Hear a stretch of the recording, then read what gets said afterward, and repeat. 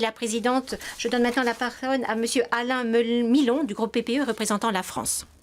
Oui, merci Madame la Présidente. Mes chers collègues, je tiens tout d'abord à remercier nos collègues rapporteurs pour ce travail qui met en lumière le rôle structurant des partis politiques dans la lutte contre les discriminations.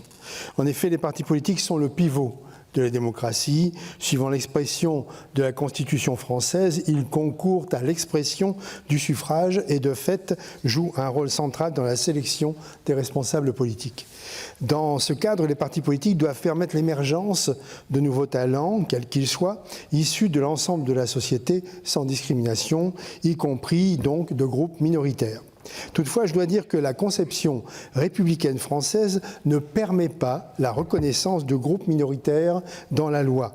En effet, la République française ne reconnaît que des citoyens français sans distinction d'origine, de race ou de religion. C'est l'article 1er de la Constitution.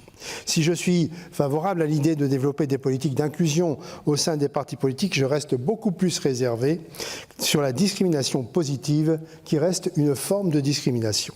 Ainsi, la légitimité de la personne qui en bénéficie peut être remise en cause en arguant que cette personne n'a été choisie qu'en raison de sa religion ou de sa couleur de peau.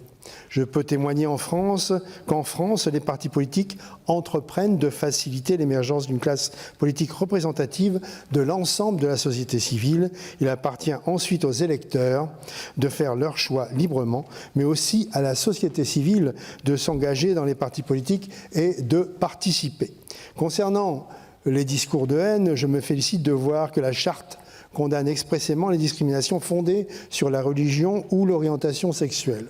Ceci est d'autant plus important que les discours de haine, ça a été dit, se multiplient à travers l'Europe. Mes chers collègues, nous avons tous une responsabilité importante pour ce qui est des discours de haine et que nous devons dénoncer de manière systématique. Les partis politiques ne doivent pas servir à propager davantage ces discours, comme le souligne Sir Tony Lloyd dans ce rapport pour avis. Les chefs de partis politiques ont en la matière une responsabilité particulière et ils doivent prendre les mesures qui s'imposent contre les membres de leur parti qui véhiculeraient racisme ou haine.